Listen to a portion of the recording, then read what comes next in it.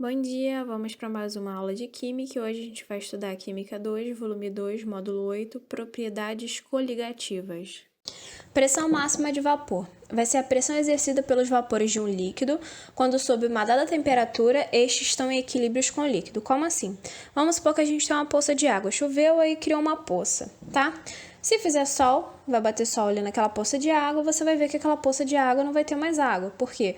Porque aquela água no estado líquido passou para o estado gasoso e foi para a atmosfera, então não existe mais. Agora, se você tiver uma garrafa fechada, você vai ver que aquela garrafa fechada, ela não vai perder aquele líquido que está ali dentro. Por quê? Porque vai chegar um momento em que esse vapor vai atingir uma saturação, ou seja, um ponto máximo em que não é mais possível comportar mais moléculas do estado de vapor. Então, o que vai acontecer? Ele vai passar do líquido para o gasoso, vai chegar um momento em que ele não vai conseguir mais, ele vai ter que voltar do gasoso para o líquido. Então, ele volta, ele se liquefaz, tudo bem? Então, fica nesse processo, ele passa do líquido para o gasoso, depois ele passa do gasoso para o líquido. E fica nesse processo, por isso que a água de dentro da garrafa, quando a garrafa está fechada, ela não vai acabar. Cada líquido vai ter a sua pressão máxima de vapor, de acordo com o líquido que está ali e de acordo com a temperatura que aquele líquido vai estar, tudo bem? Então, por exemplo, se a gente tem a água e o éter, e eles estão na mesma temperatura, a água vai ter uma pressão de vapor bem menor do que a do éter, tudo bem? Isso por causa das interações intermoleculares do éter. O éter ele tem forças intermoleculares mais fracas, então isso vai fazer com que a água tenha uma força intermolecular maior. Então é mais fácil romper as interações de moléculas do éter do que as interações de molécula da água, tudo bem? Então, por esse motivo, a pressão máxima de vapor da água vai ser menor que a do éter. A pressão de vapor ela vai depender de dois fatores, que é da natureza da substância, que a gente tinha falado antes, e da temperatura. Então, como assim da natureza da substância, tá? Então, como a gente falou no slide anterior, cada líquido tem a sua pressão de vapor, dependendo da temperatura que ele tá. Então, por exemplo, quanto mais volátil for o líquido, maior vai ser a pressão de vapor. Por quê? Porque vai ser mais fácil passar do estado líquido para o gasoso, por ele ser volátil, tudo bem? Volátil é uma facilidade em você passar do estado líquido para o gasoso. Então, se ele é mais fácil ele passar do estado líquido para o gasoso, então maior vai ser a pressão de vapor daquele líquido, tudo bem? Porque é mais fácil passar, então ele não tem obstáculos a serem seguidos para aquilo ali. Então, quanto mais volátil, maior vai ser a pressão de vapor. Assim também como as forças intermoleculares, que é aquela dipolo induzido, ligação de hidrogênio. O que acontece? Quanto maior for a força intermolecular, que seria o quê? Quanto maior a interação entre as moléculas, mais difícil é quebrar essa interação. Então, se essa interação é difícil de ser quebrada, o que significa isso? Significa que é difícil passar de um estado líquido para o gasoso. Se é difícil passar de um estado para o outro, ele consequentemente vai ter uma pressão de vapor menor do que uma força mais fraca, tudo bem? Então, quanto mais fraca for a força, mais pressão de vapor vai ter. Então, por exemplo, a ligação de hidrogênio é a ligação mais forte que tem. Então, qualquer molécula que faça ligação de hidrogênio, ela vai ter uma pressão de vapor mais baixa do que a que faria de polo ou de polo induzido. Tudo bem? Outra coisa, a temperatura. O que acontece? Quanto maior for a temperatura, maior vai ser a pressão de vapor. Por quê? Quando a gente aumenta a temperatura, a gente aumenta o grau de agitação das moléculas. Consequentemente, a gente aumenta a velocidade. Se a gente aumenta a velocidade, a gente faz com que aquele processo ali aconteça mais rápido. Então, ele vai passar mais rápido o líquido para o gasoso. Consequentemente, a gente vai aumentar a pressão de vapor ali. Tudo bem? O fenômeno da ebulição. Então, a evaporação é aquele processo lento, tudo bem? Em que, geralmente, aquela mudança do estado líquido para o gasoso vai acontecer de forma natural, vai acontecer a temperatura ambiente. Por exemplo, a poça de água. Já a ebulição, não, já é um fenômeno turbulento. É quando a gente tem uma ação humana, a gente vai mexer naquilo ali para acontecer. Por exemplo, a fervura de uma água, tudo bem? Numa chaleira, quando a gente vai fazer café. Então, quando a água começa a ferver, já é um processo que a gente tem uma intervenção humana, tá?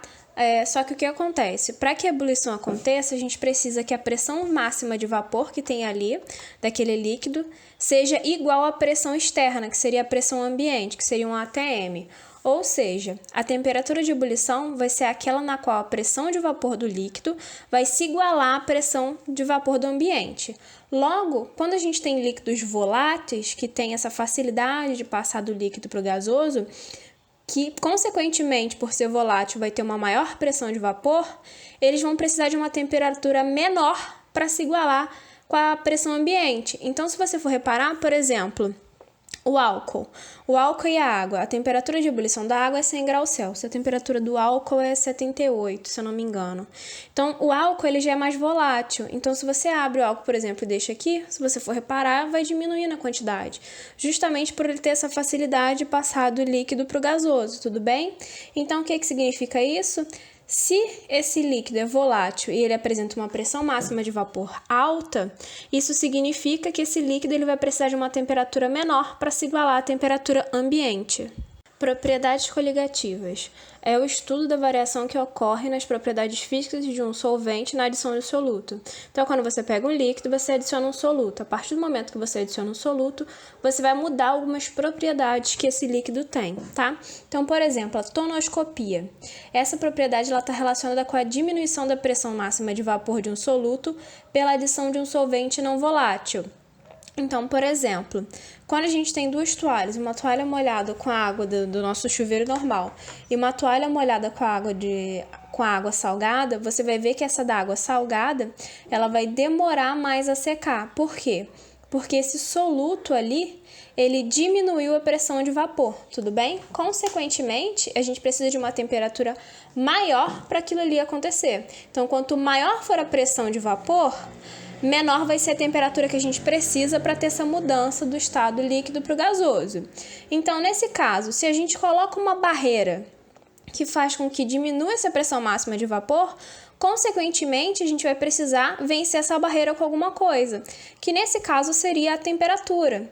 Então, para a gente vencer essa barreira que foi colocada, que seria nesse caso o sal, a gente vai precisar de uma temperatura maior. Por quê? Porque esse sal diminuiu a pressão de vapor. Tudo bem? Ebulioscopia. A ebulioscopia ela vai estar também relacionada com o aumento da temperatura de ebulição do solvente pela adição de um soluto não volátil, tudo bem? Então, o que acontece? Ela é meio que uma consequência da tonoscopia. Então, a gente viu que a tonoscopia era a propriedade que estava relacionada com a diminuição da pressão de vapor. Então, a gente viu que se a gente diminuir a pressão de vapor, consequentemente, a temperatura daquele líquido ali tem que aumentar, tudo bem? Para quê? Para ele passar de um estado para o outro, para ele vencer a barreira. Então, por exemplo, quando a gente vai cozinhar macarrão na água, geralmente a gente coloca sal. Por que a gente coloca sal? A partir do momento que a gente coloca esse soluto ali, a gente diminui a pressão de vapor da água, consequentemente a gente vai aumentar a temperatura. Então a água ela não vai entrar mais em ebulição em 100 graus, ela vai entrar em ebulição em 103, 104, 108 graus Celsius. Consequentemente, se a temperatura está maior, o macarrão ele vai cozinhar mais rápido, tudo bem? Então, é um processo que a gente utiliza para a gente conseguir fazer o macarrão de uma forma mais rápida. Então, a gente coloca o sal na água, esse sal diminui a pressão de vapor da água, consequentemente, a temperatura da água vai aumentar, a temperatura de ebulição dela aumenta. Então, se ela chega a uma temperatura maior até entrar em ebulição, esse macarrão vai cozinhar mais rápido. Crioscopia. Ela vai estar relacionada com a diminuição do ponto de congelamento de um solvente pela adição de um soluto não volátil. Por exemplo, quando a gente coloca sal no gelo, qual é a nossa intenção de fazer isso? Geralmente fazem muito isso em churrasco. É para a gente conseguir resfriar as bebidas mais rápido, tudo bem? Então, a gente diminui o ponto de congelamento daquele solvente. Consequentemente, a gente consegue gelar as coisas mais rápido. Agora vamos aos exercícios. Vamos agora fazer alguns exercícios. Questão 1. Considere 4 garrafas térmicas contendo uma garrafa de 20 gramas de água líquida e 80 gramas de gelo picado. Garrafa 2, 70 gramas de solução aquosa 0,5 mol por decímetro cúbico em sacarose e 30 gramas de gelo picado. Garrafa 3, 50 gramas de água líquida e 50 gramas de gelo picado. E garrafa 4, 70 gramas de solução aquosa 0,5 mol por decímetro cúbico em NaCl e 30 gramas de gelo picado. O conteúdo de cada garrafa está em equilíbrio térmico, isto é, em cada caso, a temperatura do sólido é igual à do líquido. Questão A. Considere que as temperaturas T1, T2, T3 e T4 correspondem respectivamente às garrafas 1, 2, 3 e 4. Ordene essa temperatura de maneira crescente usando os símbolos adequados. Maior, menor, menor igual e igual. Então, as temperaturas da garrafa 1 e 3, elas são iguais, tá? Então, se a gente sobe uma substância em água, a gente acaba abaixando a temperatura de congelamento, tudo bem? Então, quanto maior o número de partículas dispersas, maior será essa redução que vai acontecer na temperatura de ebulição. Então, as soluções que têm cloreto de sódio e sacarose têm a mesma concentração. No entanto, o cloreto de sódio, quando em água, ele é dissociado em íons Na+, e Cl-. Então, a temperatura da solução, tudo bem, que contém NaCl é menor que a de sacarose. Então, ocorre um abaixamento maior. Então, a temperatura T1 e T3 são iguais, tudo bem, que são aqueles que têm água e gelo picado. E T2 é maior que T4, que é a solução que tem sacarose é maior do que a solução que tem NaCl, porque quem tem NaCl teve uma diminuição. Na B, justifique a escolha da menor temperatura. Então, o número de partículas dispersas é maior na solução 4, porque o NaCl vai se dissociar entre íons, porque ele faz uma ligação iônica. Tudo bem? Então, ele se dissocia em íons Na+, e Cl-. Então, como a gente sabe, quanto maior o número de partículas dispersas, menor é a temperatura de congelamento. A sacarose, ela é um composto orgânico, então ela não vai ter essa separação de íons em água igual acontece com o sal. Tudo bem? O sal é muito maior. Questão 5. Em festas e churrasco em família, é costume usar geladeiras de isopor para refrigerar bebidas enlatadas ou engarrafadas. Para gelar eficientemente, muitas pessoas costumam adicionar sal ou álcool à mistura do gelo/água. A melhor eficiência mencionada se deve ao fato de a presença do sal e água. A. Aumentar a taxa de transferência de calor. B. Abaixar a temperatura do gelo. C. Aumentar a temperatura de ebulição. D. Abaixar a temperatura de fusão. Ou E. Abaixar a dissipação de calor para o exterior. Então, a presença do soluto ela vai alterar as propriedades coligativas da solução. Então, quanto maior o número de partículas que a gente coloca, maior a temperatura de ebulição e menor vai ser a temperatura de congelamento, tudo bem? Então, a gente vai observar, em uma solução muito diluída de um soluto, não volátil e não iônico, o abaixamento relativo da pressão máxima de vapor é diretamente proporcional à molaridade da solução. 2. Em uma solução líquida, que possui um soluto não volátil e não iônico, a elevação da temperatura de ebulição é diretamente proporcional à molaridade da solução. 3. Em uma solução líquida que possui um soluto não volátil e não iônico, o abaixamento da temperatura de congelamento é diretamente proporcional à molaridade da solução. Então, quando a gente coloca o álcool no gelo e na água, a gente causa o abaixamento da temperatura de fusão. Então, consequentemente, se a gente abaixa a temperatura de fusão da água, então vai de 0 para mais baixo ainda, o que significa isso? Que a gente vai conseguir gelar as coisas mais rápido. Então, seria a letra D. Questão 10. O Mar Morto corresponde a uma grande extensão de águas localizadas entre Israel e a Jordânia e apresenta alto teor salino, em torno de 300 gramas de sal por litro de água, inviabilizando a vida marinha.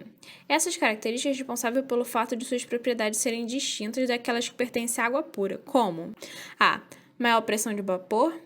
B. Menor pressão osmótica. C. Maior temperatura de fusão. D.